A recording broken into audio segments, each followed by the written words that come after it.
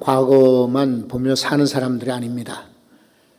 왜냐하면 과거가 물론 행복했다, 좋았다는 분들도 계시지만은 대부분 미숙하고 또 우리는 처음 사는 인생이었기 때문에 성공보다는 실패가 훨씬 더 많지요. 그러니까 과거만 생각하다 보면은 낙심될 때가 많습니다. 그렇다고 해서 오늘 현재만 그냥 남들은 안 보고 그냥 오늘 오직 이 시간만 이렇게 사는 것도 지혜롭지 못합니다. 그러면 성도들은 어떻게 사느냐? 과거도 물론 돌아보고 현재에 열심히 살지만 미래, 이제 차근차근 다가오는 미래를 준비하며 대비하며 사는 것입니다. 여러분도 미래를 예측하고 지혜롭게 대비하며 살아갈 수 있기를 바랍니다. 그러려거든 오늘과 같이 이 코로나를 지나는 그런 아직도 지나는 과정 속에 있지만은 이후에는 어떻게 살 것인지 코로나 이후를 한번 생각해 보는 거예요.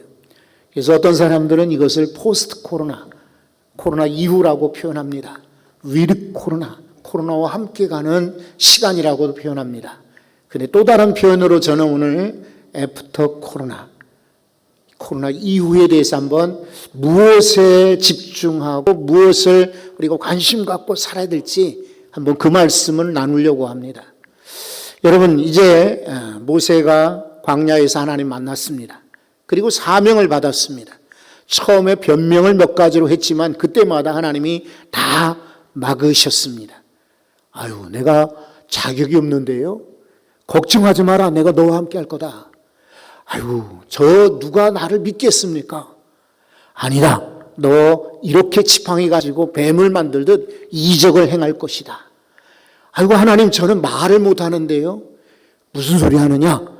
말 잘하는 아론을 너한테 붙여줄 거다. 아유, 그러면 제가 어떻게 하나님의 이름을 뭐라고 말할 수 있을까요? 하나님은 스스로 있는 자다. 초월자, 전능자이시다. 라고 전하기만 해라. 그래야 하면 저들이 믿을 거다. 하나님이 다 가르쳐 주셔서 모세는 이제는 용기를 가지고 애국하게 되었습니다. 집에 가서 우리 이두로 장인에게 자, 제가 애국으로 가겠습니다. 라고 인사하고 가족들 데리고 가는 거예요. 그때에 여러분 27절에 보면은 아론, 형이 만나러 나오게 됩니다. 그래서 애프터 코로나 이 시절에 제일 중요한 것 중에 하나가 만남, 이것을 한번 꼽고 싶습니다.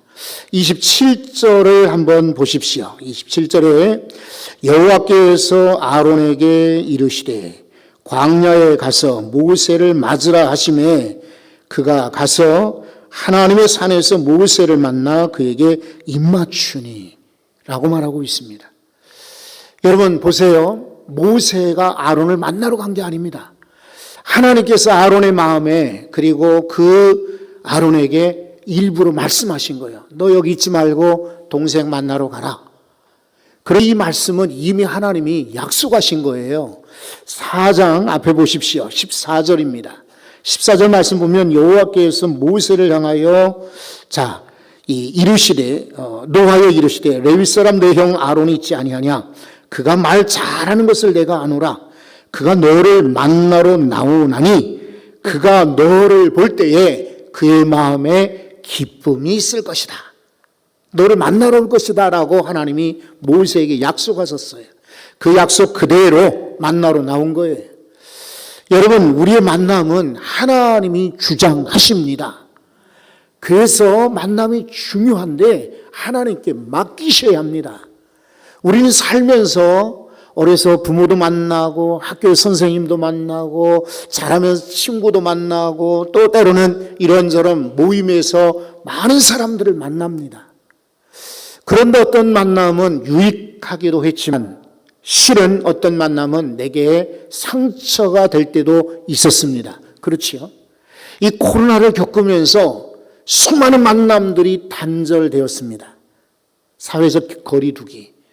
그래서 2명만 혹은 3명만 만나도록 혹은 7명, 10명만 만나도록 이렇게 제한을 받았습니다. 그러니까 국무총리도 총리 공간에서 친구들을 만나는데 10명까지만 만나라 그랬는데 11명 만났다고 아주 뉴스에 나오지 않았습니까? 이 모임이 이렇게 만남이 제한이 되었어요. 그런데 또 한편 생각해 보면은 긍정적인 효과도 생각할 수가 있어요. 왜냐하면 그동안 우리는 무수히 많은 만남, 생각 없는 만남, 그리고 막 이렇게 저렇게 고민하지 않고 오케이, 그래 만나, 약속해서 만난 적이 얼마나 많이 있었습니까? 그러다 보니까 정작 중요한 것을 놓치는 시간도, 그리고 물질도, 때로는 내 에너지도, 때로는 불필요한 말도 참 많았는데 그런 만남들이 줄어들면서 우리가 지난 날들 헛된 만남이 많았구나, 공허한 만남이 많았구나, 그러나 진짜 중요한 만남을 가져야겠구나, 이런 생각들을 가지셨죠. 그렇지 않습니까? 여러분, 만남이 아쉽긴 하지만은 우리의 만남이 어떠한지 다시 한번 돌이켜보는 계기가 되었으니, 코로나가 무조건 나쁜 것만은 아니고 때로는 이 어려움도 있지만은 되게 유익한 부분도 있음을 우리는 압니다. 이제부터 여러분 만남을 재정의하셔야 됩니다. 그리고 다시 시작하셔야 됩니다. 옛날에 만났던 모임들, 만남들이 다 유익한 것이 아니고 해롭다 그러면은 과감하게 끊어버리셔야 합니다. 아니, 죄짓 짜고 만나는데 그냥 자기들 취향 따라 욕심 부리고 만족을 누리는데 그런 데에 따라갈 필요가 뭐 있겠어요? 하나님이 기뻐하시는 만남, 하나님이 원하시는 만남, 하나님이 복을 주시는 만남, 그런 복된 만남이 여러분의 인생 가운데 이제 애프터 코로나 이후에 회복되시기를 바랍니다. 성경에 보시면은 아합 이야기가 나옵니다. 아합이 원래 처음에는 그렇지 않았어요. 겸손하게 출발했어요. 그리고 참 하나님을 섬길 줄 알았어요. 그런데 이 인생이 어그러지게 돼요. 그 인생이 바뀌게 돼요. 언제부터이냐? 성경은 말합니다. 열왕기상 21장 25절입니다. 예로부터 아합과 같이 그 자신을 팔아 여호와 앞에서 악을 행한 자가 없으면, 그 다음 구절 한번 읽어보세요. 그의 아내 이세벨이 충동하였습니다. 예. 여러분, 예전에는 겸손하고 하나님을 공경하던 그런 사람이 바뀌었어요. 그래서 예로부터 이런 악한 사람이 없다 할 정도로 역사에 아주 추악한 왕이 되었어요. 하나님을 배반한 왕이 되었습니다. 그런데 그 이유는 그의 부인 이세벨이 그를 충동하였기 때문이다. 우리 인생도 마찬가지예요.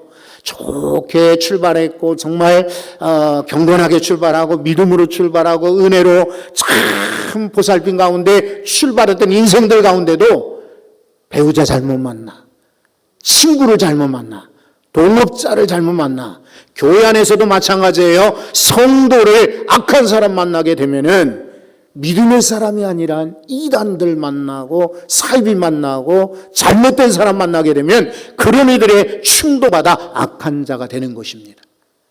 멀지 않아요. 이건 아합 얘기가 아니에요. 우리도 얼마든지 그렇게 미혹되고 빠지고 충동될 수가 있어요. 여러분, 그래서 우리 자녀들을 위해서 기도하시는 분들 많이 계십니다. 이래 신방 때 기도 제목 보면은 우리 성도들 기도들이 거의 동일해요. 건강, 자녀, 그리고 본인의 믿음. 혹시 권사님들 가운데, 집사님들 가운데는 교회 부흥과 성장, 회복 이렇게 기도하시는 분도 계세요.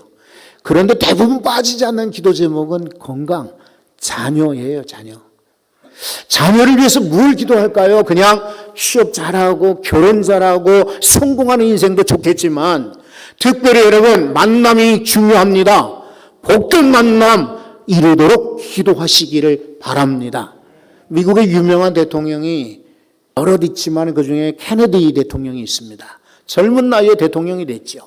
1963년도에 이 사람이 대통령에 당선되고 나서요, 제일 처음 행사가 뭔 줄 아십니까?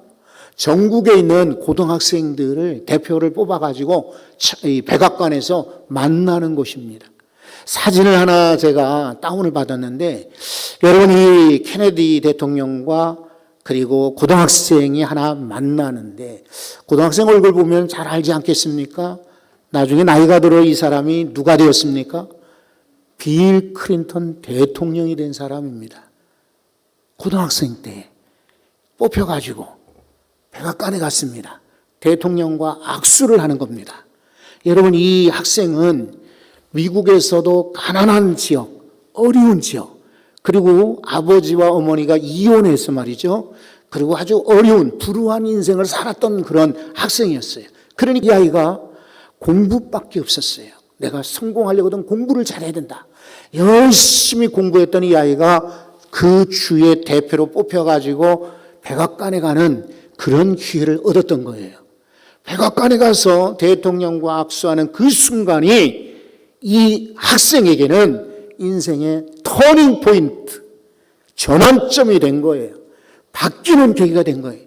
이제까지는 자기가 그냥 막연하게 공부해서 성공한 사람이 돼야 되겠다라는 꿈만 가졌는데, 여기 백악관에 가서 딱 만나는 그 순간에 이 아이의 꿈이 새롭게 설정이 되었어요. 나는 언젠가는 대통령이 될 것이다. 그래서 이 백악관의 주인이 될 거다라는 마음의 환상, 꿈을 가지게 된 거예요. 그랬더니 그대로 됐잖아요. 여러분, 만남이 그래 중요한 거예요. 그냥 흘러가는 세월 속에 순간 누구를 만나느냐 중요합니다. 제일 중요한 만남은 다름 아닌 우리 주님과의 만남일 줄로 믿습니다. 우리 모든 이들이 이미 과거에 하나님 만났거든 다시 한번 코로나 시절에 하나님 만나서 고난 속에서 하나님의 은혜를 체험하시고, 그리고 기쁨과 즐거움 가운데서도 그래, 내게 만족 주시는 분은 사람이 아니야, 자식도 아니야, 친구도 아니야, 하나님이 나에게 최고의 은혜를 주신다 라고 고백하는 성도들 되시기 바랍니다. 두 번째로 이 코로나가 지나고 애프터 코로나 때 우리가 집중할 것은 모임입니다. 모임. 만남도 중요하지만 모임도 중요합니다. 그런데 그동안의 모임들이 다 그냥 축소되었습니다. 동창들 만난 지 언제입니까? 친척들 만난 지 언제입니까? 저도 그러고 보니까 저희 친척들, 형제들도 가까이 계신 분들은 물론 뵀지만은 멀리 지방에 있는 분들은 지금 2년째 만나질 못했습니다. 우리 아이하고도 지금 2년째 만나질 못했어요. 여러분, 만남과 모임이 참 인생에 중요한데 특히 모임이 줄어든 거예요. 그런데 여러분, 성경에 보니까 아론이 모세와 만났고요. 이제 모세가 아론에게 이렇게 설명을 합니다. 자기가 하나님을 만났다. 그리고 하나님이 자기에게 사명을 주었다라고 고백합니다. 그 구절이 28절에 소개되어 있습니다. 한번 28절을 열어보십시오. 모세가 여호와께서 자기에게 분부하여 보내신 모든 말씀과, 빼놓지 않고 모든 말씀과 여호와께서 자기에게 명령하신 모든 이적을 아론에게 알리니라. 자기가 경험했던 것을 다 간증, 고백하는 것입니다. 그러니까 아론이 이 이야기를 듣고는 감동을 받았습니다. 그렇구나. 네가 그냥 광야에 도망가서 어떻게 살았는지 몰랐는데 그 사이에 하나님을 만났구나. 하나님이 너에게 큰 사명을 주셨구나 하는 것을 이제 깨닫게 됩니다. 그래서 두 사람은 한 마음이 되어서 이제 애굽의 장로들, 이스라엘의 장로들을 모읍니다. 아론이 리더십이 있었지요. 그래서 각 족장의 부족의 어른들을 다 불러다 놓고는 자, 이제 아론이 대신해서 설명을 하는 것입니다. 그 구절이 29절과 30절에 있습니다. 연이어서 두 가지 말씀을 한번 다 같이 읽어봅니다. 모세와 아론이 가서 이스라엘 자손의 모든 장로를 모으고 아론이 여호와께서 모세에게 이르신 모든 말씀을 전하고 그 백성 앞에서 이적을 행하니. 아멘. 자, 모임에 이렇게 주인공이 모세와 아론이 같이 가는 거예요. 우리 지난번에도 모세의 필살기 기술이 있었는데 최후의 기술인데 바로 동력이라고 했잖아요. 이번에도 이 말씀대로 모세와 아론이 함께 가는 것입니다. 가서는 이스라엘의 장로들을 모았습니다.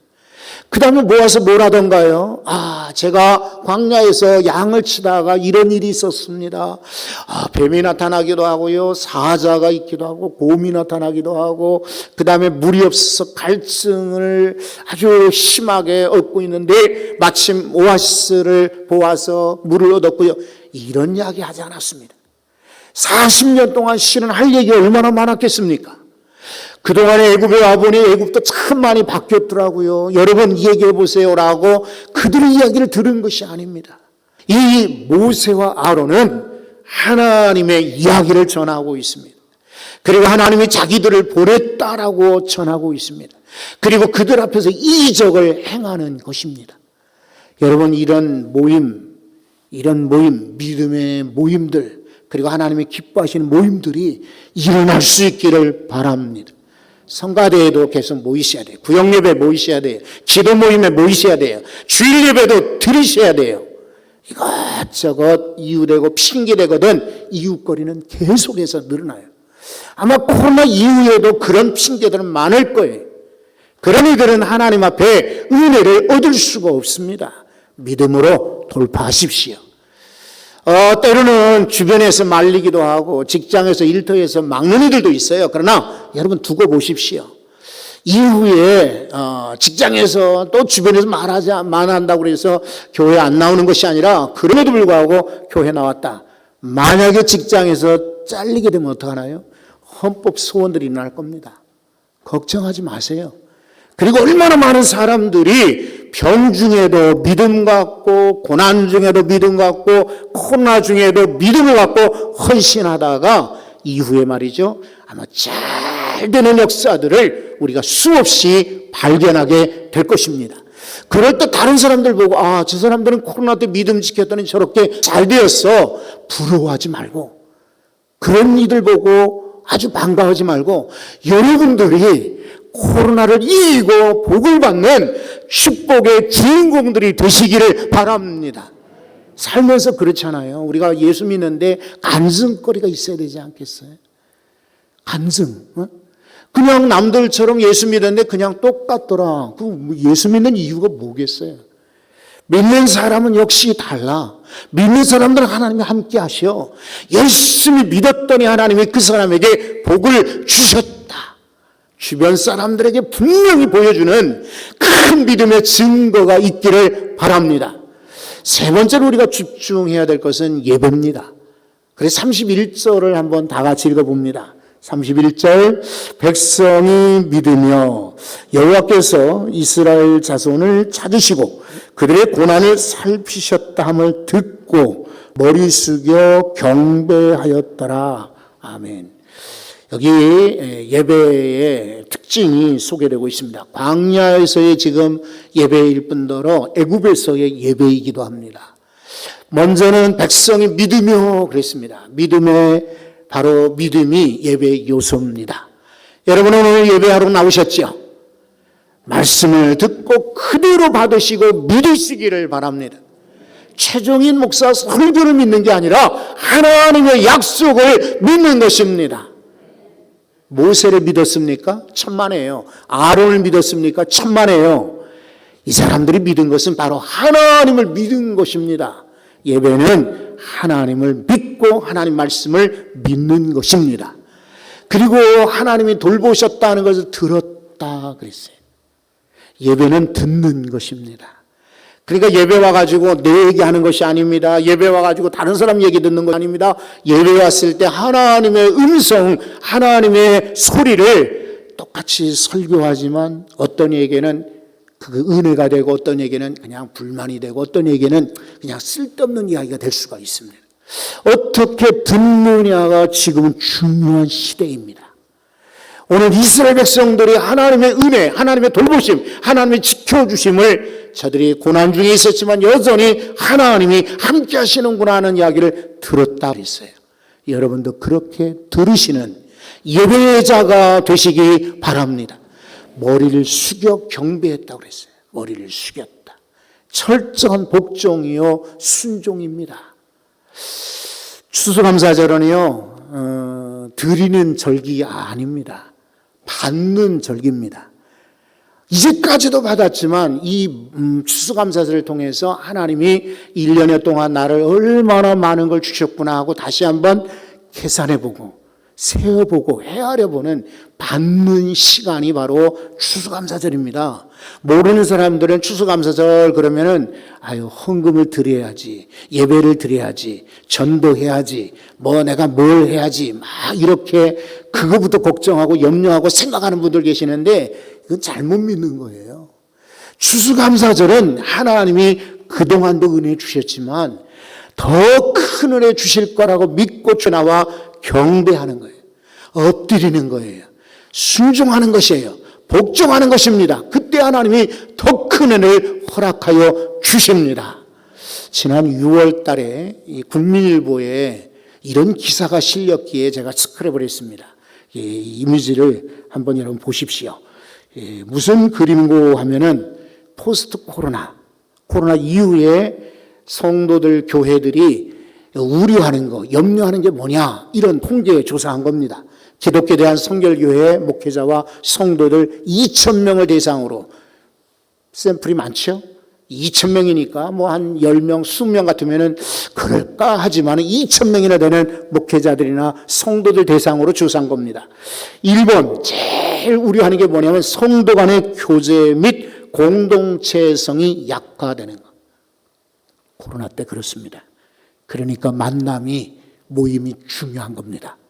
또 포스트 코로나 시절에 교회가 직면한 어려움 중에 두 번째는 예배가 감소될 것이다. 여러분, 우리 교회는 거꾸로 갈 수 있기를 바랍니다. 다른 교회는 그럴지 몰라도 우리 교회는 포스트 코로나, 애프터 코로나 시절에 더 잘 모이고 더 열심히 모이는 하나님이 기뻐하는 교회가 되기를 소망합니다.